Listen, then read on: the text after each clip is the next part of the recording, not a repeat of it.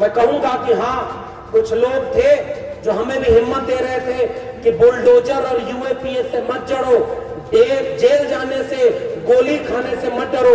हमारे नायक का नाम भगत सिंह है, जिसने फांसी के फंदे को 23 साल की उम्र में इसलिए चूम लिया था, जिसे अपने खत में लिखा कि जीना तो मैं भी चाहता हूं, मगर ऐसी जिंदगी नहीं जीना चाहता गुलामों की। मैं शहीद इसलिए होना चाहता हूं क्योंकि मेरे लहू का एक एक कतरा इंकलाब लाएगा। आने वाले वक्त में अपनी माएं अपने बेटों को भगत सिंह बनाएंगी। ईमानदारी से पूछ कर रहा हूं, बताइए आज कितने लोग अपने बच्चों को भगत सिंह बनाना चाहते हैं? आज तो सब चाहते हैं अम्बेडकर भगत सिंह पैदा हो, अपने घर में नहीं, पड़ोसी के घर में पैदा हो। बोलते हैं कि वो देवी देवता और धर्म को बचाने के लिए आए हैं। हमें सच कहना होगा कि अपना धर्म, अपना राज सब तुम अपने पास रखो। हमारे बच्चों की शिक्षा और रोजगार हमें दे दो, आत्मसम्मान हमें दे दो, हमारे महापुरुषों के सपनों का भारत बन जाए। मंदिर को उनके दे दीजिए, मंदिर आपका काम नहीं है। ले जाओ मंदिर में दंगा कराओ अपने बच्चों से। उनके बेटे बेटियां, अगर वो गृह मंत्री बन गया तो उनका बेटा बीसीसीआई का चेयरमैन बन के करोड़ों रुपया कमा रहा है। जितने नेता दंगाई बात करते हैं, उनके बेटे बेटी अच्छे प्राइवेट इंस्टीट्यूट में पढ़ते हैं, विदेश में करोड़ों रुपया कमाते हैं। वो कभी धर्म को बचाने तलवार लेकर सड़क पर नहीं आते हैं। हमारे आपके घर के बच्चों को कहा जाता है, जब वो शिक्षा मांगे, जब वो रोजगार मांगे, जब वो अपना हक मांगे, तो उसे कहा जाता है कि 80% हिंदुओं तुम खतरे में हो, चलो मस्जिद पर अटैक करना है। और हमारे आपके घर के बच्चे तलवार लेकर चले जा रहे हैं, हम मारे जा रहे हैं और वो मलाई खा रहे हैं। हमें फर्क कहना होगा। ये सच है कि नहीं सही? कितने लोग मारे जा रहे हैं दंगे में, उनकी तरफ से जरा बताइए। चौधरी छोटू राम ऐसे हरियाणा के थे, उन्होंने एक नारा दिया कि इस देश में 90% कमेरा लोग हैं और 10% लुटेरा लोग। ये जंग कमेरा बनाम लुटेरा की है। उन्होंने ये बात कही, उसके पहले बाबू जगदेव प्रसाद रामस्वरूप वर्मा ने एक नारा दिया था। ये नारा केवल इसलिए नहीं बता रहा हूं कि मुझे याद है, ये नारा इसलिए आपके बीच में बता रहा हूं। बाबा साहब ने यूं ही नहीं कहा था कि जाओ इस देश की दीवारों पर लिख दो कि तुम इस देश के शासक हो, ताकि आत्मविश्वास आए कि डरना नहीं है, सीना तान के उन लोगों से लड़ना है जिनसे पुरखे लड़े थे और जीते थे। हमें भी जीतना होगा। इसलिए अतीत की तरफ लौटते हैं जब आप, तो अपनी जड़ों से जुड़ते हैं ना। हमें अपनी जड़ों से काट दिया जा रहा है। इसीलिए वो लोग भी बाबा साहब की बात कर रहे हैं और पढ़ने नहीं देना चाहते बाबा साहब को। बाबा साहब किताबों से दूर हो जाएं, सिलेबस से दूर हो जाएं, रिसर्च उन पे ना हो, उन पर कोई शोध ना हो, और बाबा साहब को केवल पूजो, ये वो भी कर रहे हैं। और आखिरी बात, वो नारा दिया था, ओबीसी समाज के लोगों से भी कहता हूं, महिलाओं और ओबीसी समाज के लोगों को, ये दो लोगों को मैं इसलिए ज्यादा खास तवज्जो देकर एड्रेस कर रहा हूं। दलितों ने इतना झेला था ना कि उनको जब अपना मसीहा नजर आया तो उसे दिल में बसा ले गए। आज मजाल नहीं है कि कोई दलितों के मसीहा और उनके हक की मारी कर दे। वो 2 अप्रैल का भारत बंद भी कर सकते हैं, वो 5 मार्च का भारत बंद भी कर सकते हैं। उन्होंने तो आपके मसीहाओं को भी अपना बनाया। बाबा साहब ने 3 गुरु बनाए थे, तथागत बुद्ध, कबीर और महात्मा फूले। तीनों में से कोई दलित नहीं था, और बाद के लोगों ने बाबा साहब को केवल दलितों का नेता बता दिया। यह संकट है कि नहीं? महात्मा फूले को ओबीसी समाज के लोगों को पढ़ना चाहिए, वो माली जाति से आते थे। तब छत्रपति शाहू जी महाराज ओबीसी थे।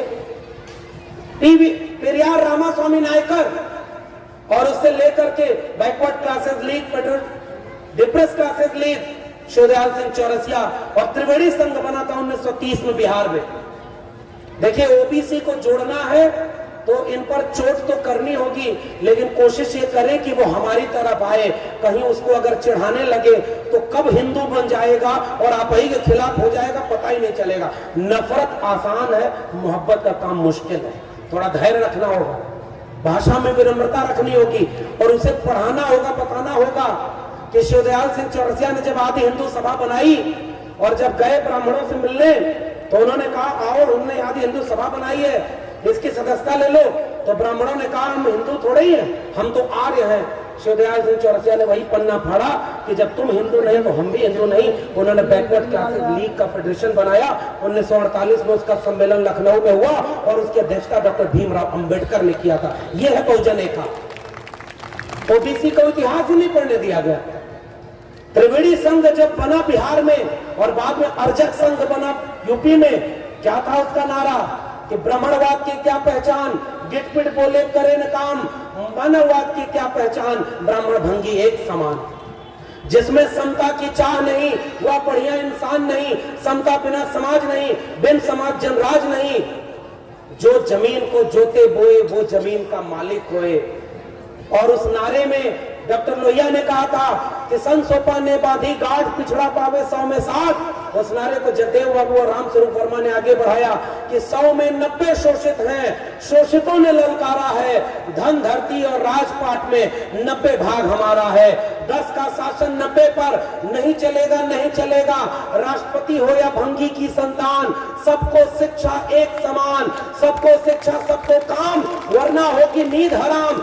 सबको शिक्षा दे न सके जो, वो सरकार निकम्मी है। जो सरकार निकम्मी है वो सरकार। हमारी लड़ाई का एक हथियार है शिक्षा। शिक्षा ही मानसिक रूप से गुलामी दूर करेगी और उसी शिक्षा को बेच दिया है इन देश बेचने वालों ने।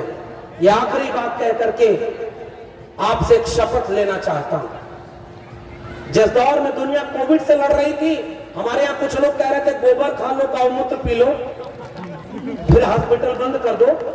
हॉस्पिटल में क्या इलाज है?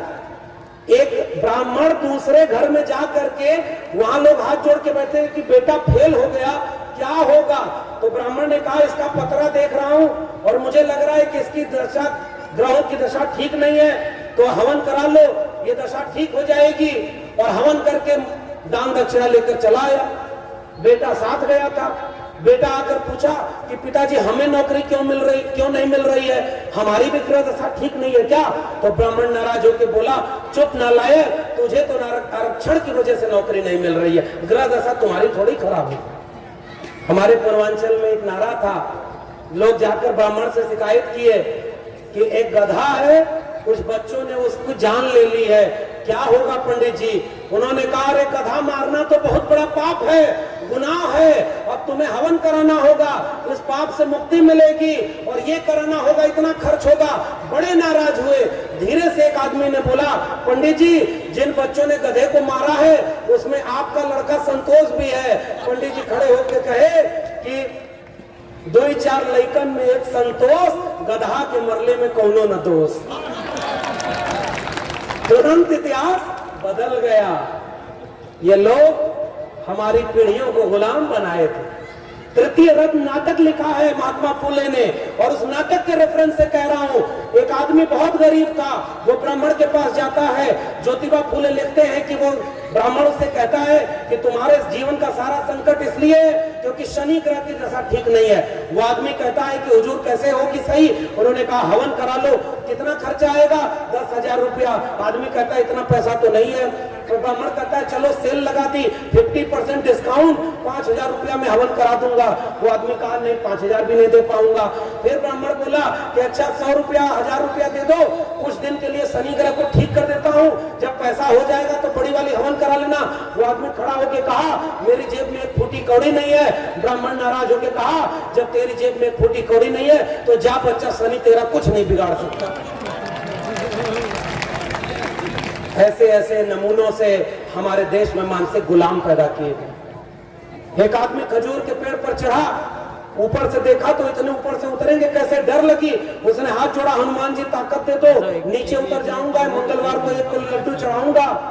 आधा दूर आया, फिर कहा कि हनुमान जी आजकल बड़ी गरीबी है, कोरोना में नौकरी चली गई है, घर में खाने को नहीं है, आधा किलो लड्डू चढ़ाऊंगा, उसमें मान जाना। थोड़ा और नीचे आया और कहा कि देखो आपके यहाँ लड्डू तो बहुत चढ़ता होगा, मैं 250 ग्राम चढ़ाऊंगा, उतने में ही खुश हो जाना।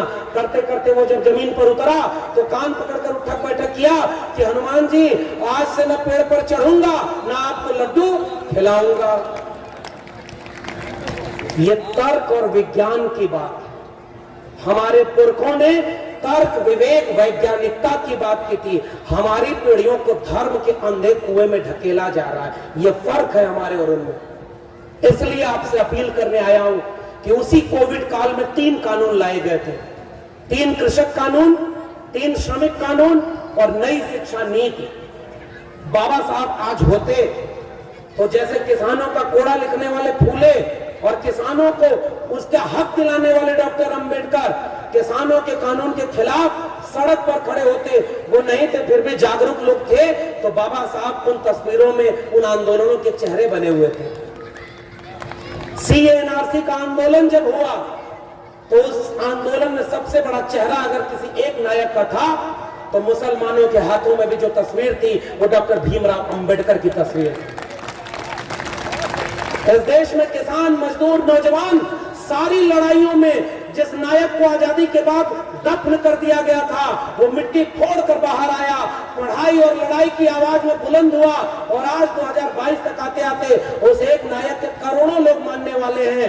वह आंदोलनों का नायक बनकर उभरा है, उसका नाम है डॉक्टर भीमराव अंबेडकर। तो भगत सिंह, अंबेडकर, बिरसा, फूले, पेरियार की विरासत हमारे पास है। और हमको कुछ लोग डराते हैं कि माहौल ठीक नहीं है, लोग यूएपीए लगा देंगे। यूपी में हूं, अभी घर भी जाना है, यहां बुलडोजर भी चल जा रहा है। भारत का संविधान बड़ी मुश्किल से बना था। उस संविधान में एक स्वतंत्र न्यायपालिका थी। भारत के उनमें लिखा हुआ है कि शास्त्रों में लिखा है कि अपराध से घृणा करो, अपराधी से नहीं। आज अभी तय भी नहीं हुआ कि अपराधी गुनहगार कौन है। बुलडोजर चलाया जा रहा है, गोली मारी जा रही है। भारत का संविधान कहां बचा? ईवीएम से चुनाव हो रहा है, बटन दबाओ, अगर ईवीएम गलत हो तो चुनाव में वोट सारा कमल के फूल पर ही जा रहा है। भाई गलती से वोट एक आध बार निर्दलीय उम्मीदवार को क्यों नहीं चला जाता? ये कौन सी गलती है कि हर बार वोट तुम्हें ही जा रहा है?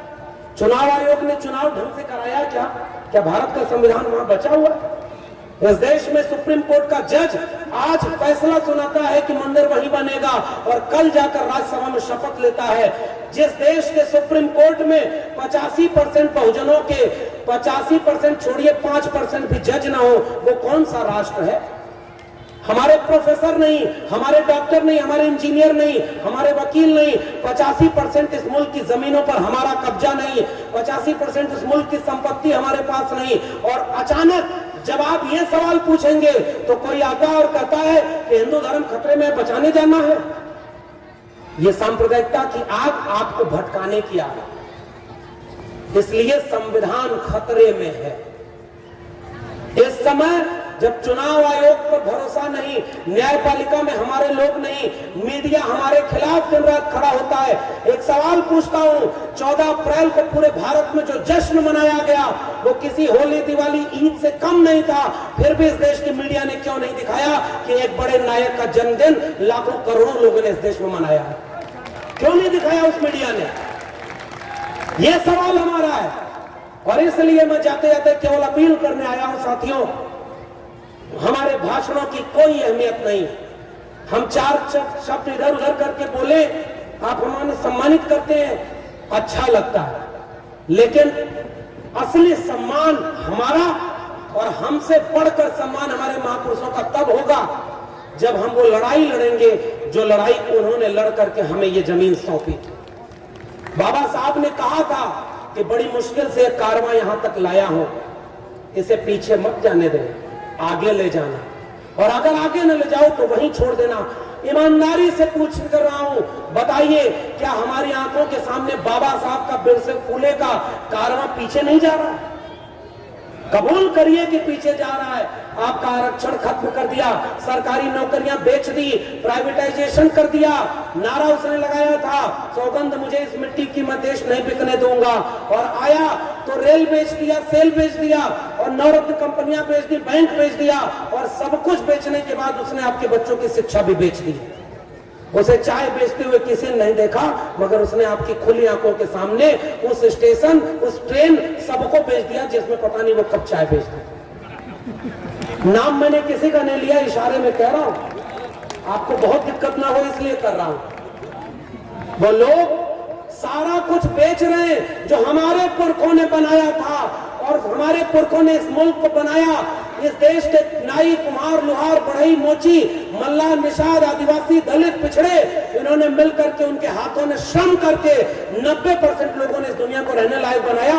और हमारे बच्चों से 90% हमारी धन, हमारी धरती, हमारा राजपाट छीन लिया और आज हम गुलाम बने बैठे और हमारी बनाई हुई संपत्ति को बेच रहा है वो बैठकर। वो नालायक बेटा कहा जाता है जो बाप की संपत्ति को बेचता है। हमारे पुरखों की संपत्ति है और हम बेचने दे रहे हैं। एक बात याद रखिए, दोष उसका भी नहीं है, उसने भी कह दिया है। हमारा क्या है, हम तो फकीर आदमी हैं जी, झोला उठाकर चल देंगे किसी रोज। आप कहां जाएंगे, मैं आपसे सवाल पूछने आया। क्या आप अपने बच्चों को जवाब दे पाएंगे कि जब उनकी शिक्षा बेची जा रही थी तो आप क्या कर रहे थे? इस देश को अंबानी और अडानी के हाथों बेचा जा रहा था, तब आप क्या कर रहे थे? रेलवे, जहां बहुजनों की सबसे ज्यादा नौकरी थी, पूरा का पूरा रेलवे बेचा जा रहा है, हम क्या कर रहे हैं? इस देश में भारत का संविधान खत्म किया है, कर दिया गया है, हम आप कहां खड़े? ये सवाल है मेरा। आने वाली पीढ़ियां आपसे पूछेंगी, जब ये सब हो रहा था तुम अपने वक्त का सही सवाल पूछ रहे थे कि नहीं पूछ रहे थे? मैं कहूंगा कि हाँ, कुछ लोग थे जो हमें भी हिम्मत दे रहे थे कि बुलडोजर और यूएपीए से मत जड़ो, जेल जाने से, गोली खाने से मत डरो। हमारे नायक का नाम भगत सिंह है, जिसने फांसी के फंदे को 23 साल की उम्र में इसलिए चूम लिया था, जिसे अपने खत में लिखा कि जीना तो मैं भी चाहता हूं, मगर ऐसी जिंदगी नहीं जीना चाहता गुलामों की। मैं शहीद इसलिए होना चाहता हूं क्योंकि मेरे लहू का एक एक कतरा इंकलाब लाएगा। आने वाले वक्त में अपनी माएं अपने बेटों को भगत सिंह बनाएंगी। ईमानदारी से पूछ कर रहा हूं, बताइए आज कितने लोग अपने बच्चों को भगत सिंह बनाना चाहते हैं? आज तो सब चाहते हैं अम्बेडकर भगत सिंह पैदा हो, अपने घर में नहीं, पड़ोसी के घर में पैदा हो। हमारी चालाकियों ने हमसे बहुत कुछ छीन लिया है। इसलिए आपका यह अपील आपसे मैं करने आया हूं, हमारी आवाज जब तक है तब तक बोलेंगे। हमारे पुरखे उनके पुरखों से, गोडसे, गोलवलकर, हेडगवार से और दीनदयाल उपाध्याय और तमाम लोगों से तब नहीं डरे, बिरसा, फुले, अम्बेडकर बनकर खड़े रहे, तो ये डरपोक लोगों से हम डर जाएंगे क्या? हम आंख में आंख डालकर फुले, अम्बेडकर, पेरियार की बात करते रहे थे, करते रहे, और जब तक बोलने की ताकत है तब तक करते रहे। बाबा साहब ने कहा था, जिंदगी लंबी नहीं बड़ी होनी चाहिए। हम केवल तस्वीरों से नहीं, अब जंग को क्रांति तक ले जाने की जरूरत है। आइए ओबीसी समाज के लोगों, तुमसे पूछा था मैंने कि मैंने जब आरटीआई लगाई तो इस देश के 45 केंद्रीय विश्वविद्यालयों में 2019 तक तुम्हारे प्रोफेसर जीरो थे। तुम्हारे जज नहीं है, तुम्हारे वकील नहीं है, तुम्हारे डॉक्टर इंजीनियर नहीं है। तो ओबीसी समाज के लोगों बताओ, तुम हिंदू थे तो तुम्हारा हक किसने मारा? दलितों बताओ तुम्हारा हक किसने मारा? आदिवासियों बताओ तुम्हारा हक किसने मारा? वही 10% लुटेरा लोग हैं जिन्होंने 90% संसाधनों पर कब्जा किया। इस समय लेटरल एंट्री हो रही है। जानते हैं लेटरल एंट्री का मतलब क्या होता है? लेटरल का अर्थ होता है पीछे दरवाजे से, चोर दरवाजे से। और इस देश में सबसे बड़ा इम्तिहान है यूपीएससी आईएएस बनने का।